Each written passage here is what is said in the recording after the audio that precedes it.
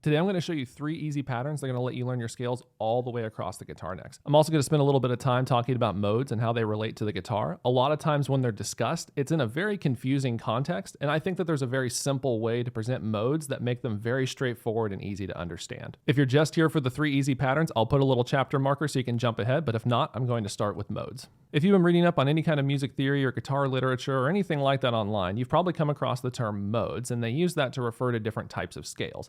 But in reality, you can reframe how you think of it and just have it be one scale. And understanding how that one scale works will let you transform that scale into all the other modes. So I have a piano in front of me because I think that's the easiest way to demonstrate modes. There are a lot of different scales that we can use in music, but most music is really based off the major diatonic scale. There are minor scales, but really that's just another way of looking at the major scale, and I think that sentence will make a little bit more sense in just a minute. If we look at our piano, we have 12 unique keys available to us. We have 7 white keys, and then we have 5 black keys, and then they repeat again. If we're looking at just the white keys, this is the C major scale. It goes C, D, E, F, G, A, B, C, and then it repeats over and over and over again. And it's the C major scale because we start on C and we stop on C. But there's nothing that says that we have to start and stop on C. If we were to start and stop on a different note, we would call that a different scale, even though it has the same notes within that scale. So if we start on the C,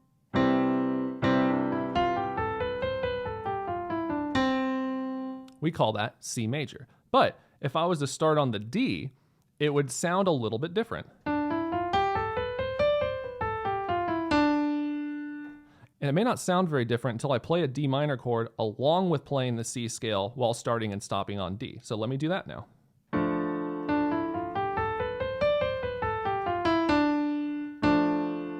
It just has a slightly different feel to it, has a slightly different color to it. Now I can go up again and I can play an E minor, and then I can start the C major scale starting and stopping on E again.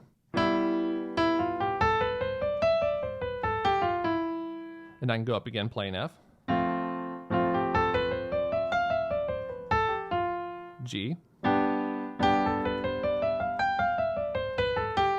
Now I'm going to play A, and I want to make a note here. This A minor I'm playing is the same A minor that if you were to tell someone to play in the key of A minor, it is the exact same A minor. All we're doing is we're playing a C scale, but we're starting on the A note, and now that's A minor. That's why I said a minute ago, the major and minor scales are really the same thing if you know how they relate to each other. C major has a relative minor, that is A minor, and if you play the C scale over the A minor chord, it will just be the key of A minor.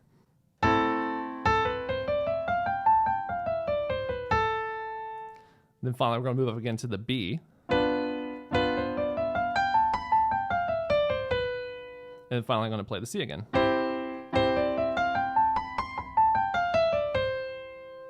Now, we just went through all 7 modes. Now, we really didn't have to do anything except learn our C major scale and understand that all we need to do to change modes is start and stop on a different note.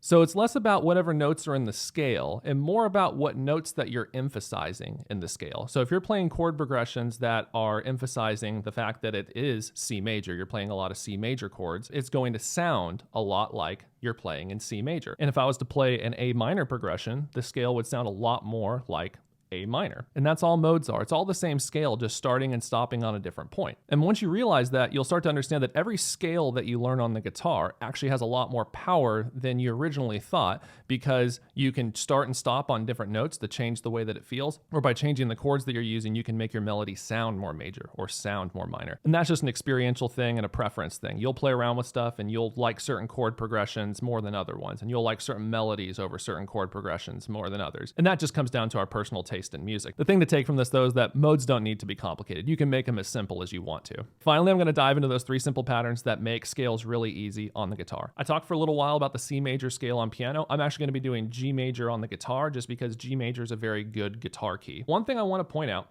is the scales that we're talking about, the C major scale, these minor scales, all these scales, they're built up of whole steps and half steps. Pattern 1 is going to be whole step and then half step. So for that, we're going to use the pointer finger, then the ring finger, and then the pinky finger. So starting on the 5th fret on the lowest string, I'm going to play the 5th fret, the 7th fret, and then the 8th fret. And it's important to know that I'm using the index finger, ring finger, and then pinky finger.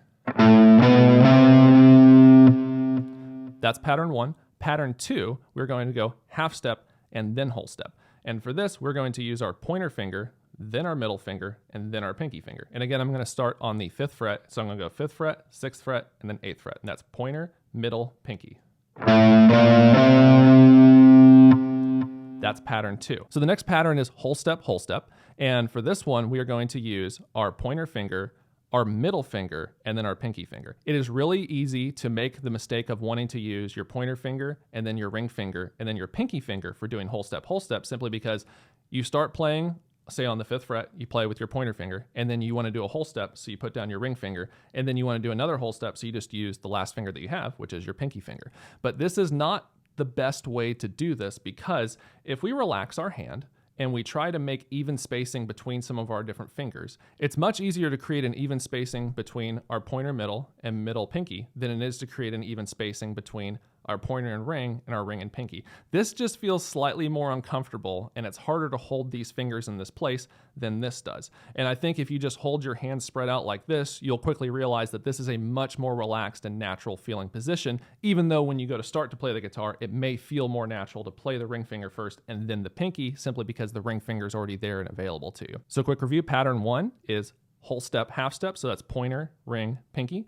Pattern 2 is half step, whole step, so that's pointer, middle, pinky. And then pattern 3 is an extension on pattern 2, and we stretch this pointer finger out, and it is whole step, and that is pointer, middle, pinky again. Now that we've seen our 3 basic patterns, we're going to use our 3 basic patterns to learn a 3-note per string G scale. And I say 3-note per string scale because there are other types of scales. I traditionally refer to them as position scales as opposed to 3-note per string scales, and they definitely do have advantages, and there is a place for them, and I will do a video about how I like to use them. But I think you'll quickly see why I like the 3-note per string patterns, especially for memorizing which notes are available to me in a particular key. So this is the first position of the 3-note per string G scale. So I'm starting on the 3rd fret on the lowest string, and I'm going to play whole step, which is our pattern 3.